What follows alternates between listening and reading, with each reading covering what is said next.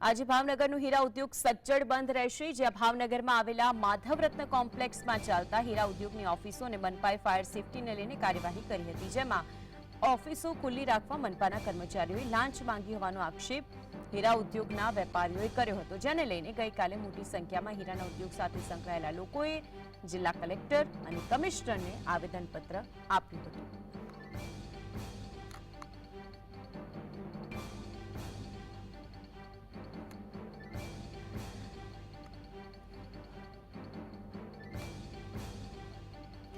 તો આજે અંગે વધુ માહિતી માટે ભાવનગરથી સંવાદદાતા અરવિંદ આપણી સાથે જોડાઈ ગયા છે। અરવિંદ, હીરા ઉદ્યોગ બંધ પાડી રહ્યો છે, ઓફિસો અને મનપાએ ફાયર સેફટીને લઈને કાર્યવાહી કરી છે અને જેમને ઓફિસો ખુલ્લી રાખવી હોય તો એ જ મનપાના કર્મચારીઓ જેમણે લાંચ માંગી છે, વિગતો શું છે?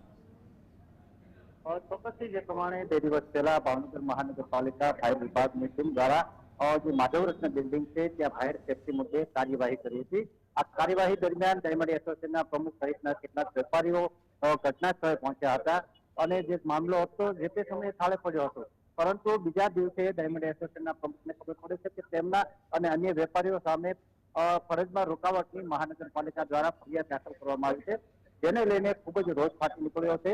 ઓફિસો ચાલુ રાખવા માટે ફાયર વિભાગના જે કર્મચારીઓ છે, અધિકારીઓ છે, તેમના દ્વારા લાંચ માંગી હોવાનો પણ આક્ષેપ કરવામાં આવ્યો છે। આ સમગ્ર બાબતને લઈને જે ડાયમંડ એસોસિએશન છે તેના દ્વારા આજે જે સૌથી મોટો ભાવનગરનો ઉદ્યોગ છે હીરા ઉદ્યોગ તે સંપૂર્ણ બંધ રાખવામાં આવ્યો છે। જે આ માધવરત્ન બિલ્ડિંગ છે, હું આપને આ દ્રશ્ય બતાવવા માંગીશ કે અહીંયા હજારોની સંખ્યામાં જે હીરાની ઓફિસો આવેલી છે, આ ઓફિસો આજે સંપૂર્ણ બંધ પાડવામાં આવી છે। તેની સાથે સાથે તેમને સંલગ્ન જે અન્ય વેપાર ધંધા છે તે પણ બંધ રાખવામાં આવ્યા છે। જે ડાયમંડ એસોસિએશનના આગેવાનો છે, પ્રમુખ છે, તે પણ આપણી સાથે વાતચીત કરવા માટે અહીંયા જોડાયા છે। ઘનશ્યામભાઈ કોરેચિયા આપણી સાથે છે। ઘનશ્યામભાઈ, સમગ્ર ઘટના શું છે, આ બંધ રાખવાનું કારણ? ઘટના જે ફાયર ઓફિસર દ્વારા હીરાના વેપારીઓ વિરુદ્ધમાં ખોટી ફરિયાદ દાખલ કરવામાં આવી એને સંદર્ભે બંધ રાખવામાં આવ્યું છે।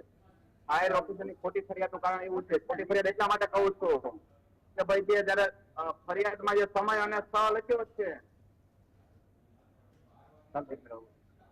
ફરિયાદને સ્થળ જે છે તમે કોઈ હાજર હતા નહીં, એના છતાં ફરિયાદમાં ખોટું નામ લખવામાં આવ્યું છે, એ માટે અમે આજે બંધનું એલાન રાખેલું છે। અથવા કઈ પૈસા માંગ્યાની પણ આક્ષેપ થયો છે ફાયર વિભાગના કર્મચારીઓ દ્વારા? કોઈ અધિકારી ઓફિસ બંધ કરાવવા ગયો છે તો ઓફિસ માલિકને કીધું છે કે ભાઈ 1000 રૂપિયા આપો તો ઓફિસ દેવી, એવી વાત થયેલી, પણ કોઈ કર્મચારી કદાચ લાલચ મારીને કીધું હોય, પણ એવા નાના કર્મચારી સામે અમારા કઈ આક્ષેપ હોય નહીં, કારણ કે હીરાના સુધાર દિલના હીરાના ધંધામાં રોજ રૂપિયા આપતા હોય, કોઈ માણસે ભૂલ કરી હોય લાલચ હોય 1000 રૂપિયા ઓફિસમાં જો, પણ એ વાતની નથી, પણ ફરિયાદમાં જે ખોટા નામ નાખવામાં આવ્યા છે એ વાત ઉપર આજે બંધ થયેલા।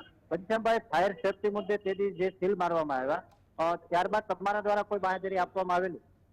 સીલ મારવા આવ્યા પછી મેં પૂછ્યું કોની પ્રક્રિયા શું હોય છે, 300ના બોન્ડ ઉપર અમને લેખિત આપો કે ભાઈ અમે ફાયર સેફટીના સાધનો લગાડશું અને વર્ક ઓર્ડર આપો, એ કોપી તો અમારી પાસે તૈયાર હતી। ફાયર કરવા માટે બિલ્ડિંગ કાયમ નથી હતું, કદાચ નોટિસ આપીને ડીલે થઈ ગયા વર્ષ, કારણ એવું હતું બિલ્ડિંગ જૂનું છે અને જે માગતા હોય એ બિલ્ડિંગમાં શક્ય ન હોય, તે કોમ્યુનિટી આપશે ડીલે થયું છે, બાકી બિલ્ડિંગ તો તૈયાર હતું કે ફાયર સેફટી સાધનો કરવા માટે। ચોક્કસ જે પ્રમાણે ઘનશ્યામભાઈ વાત કરી કે ફાયર વિભાગ દ્વારા જે કાર્યવાહી કરાઈ હતી ત્યારબાદ તેમને બાંહેધરી લેખિતમાં આપવામાં આવી હતી, આમ છતાં પણ જે મહાનગરપાલિકાની ટીમ દ્વારા પૈસા માંગ્યા હોવાનો પણ આક્ષેપ કરવામાં આવ્યો છે। બિલકુલ અરવિંદ, આપ જોડાને વિગતો જણાવી તે બદલ આપનો આભાર। તો જે રીતે ત્યાં હીરો ઉદ્યોગના વેપારીઓ છે તે કહી રહ્યા છે કે આવી રીતે અમારી પાસે જો ઓફિસ આપને ખુલ્લી રાખવી છે તો પછી લાંચ માંગવામાં આવી હતી, પરંતુ અહીં એકતા અને સંયમિતતા અને તમામ એક સાથે જોડાઈને હીરા ઉદ્યોગને બંધ રાખ્યું છે। હવે મુદ્દો એ છે કે આજ અંગે તેમણે જિલ્લા કલેક્ટર અને કમિશનરને આ જ વાતને લઈને આવેદનપત્ર પણ પાઠવ્યું છે।